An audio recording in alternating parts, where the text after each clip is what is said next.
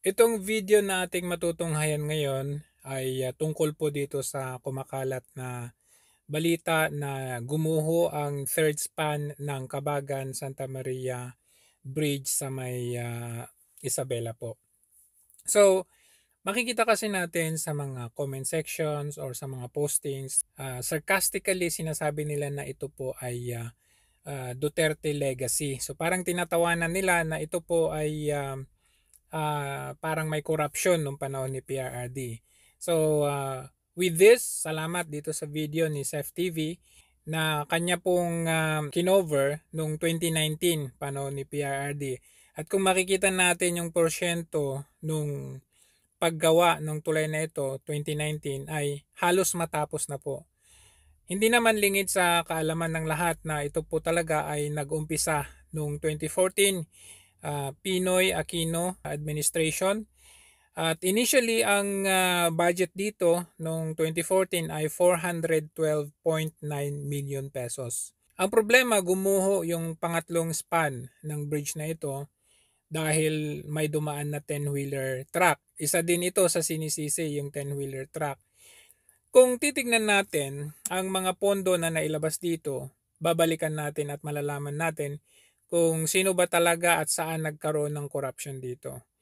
Makikita natin na noong 2014, initial na nailabas na pera dito ay 412.9 million pesos. Noong 2019 naman po ay nailabas dito ay 153.3 million pesos.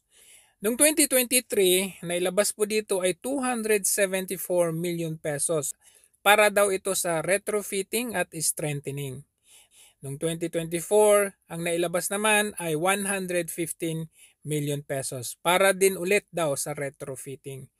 So, kung suma total, umaabot na ito ng 1.2 billion pesos, lahat-lahat na po ito. Makikita natin na natapos na ito or hindi man 100% pero nagagamit na ito nung panahon pa ni PRRD, ni Duterte. Kaya nga tinawag ito talagang Duterte legacy.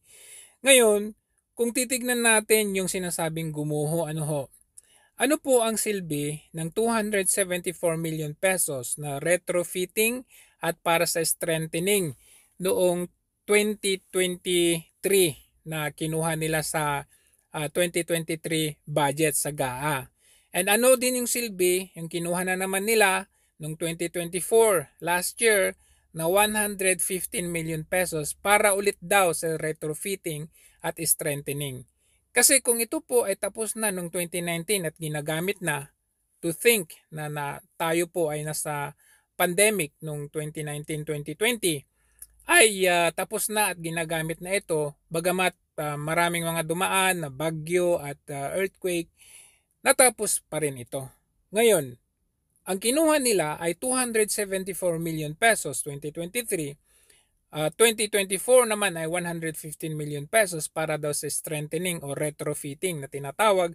Retrofitting kung saan sinasabi natin ay magdadagdag sila ng halimbawa mga poste para mas mapaigting at mapalakas pa or mapagpatibay pa. Gaya ng sabi nila para sa strengthening. Kung ito po ay kumuha sila ng mas malaki pa na pondo na budget kumpara noong 2019 na 153.3 million pesos, saan po napunta yung 274 million pesos noong 2023 at 115 million pesos noong 2024 kung guguho din lang naman ito ngayong 2025.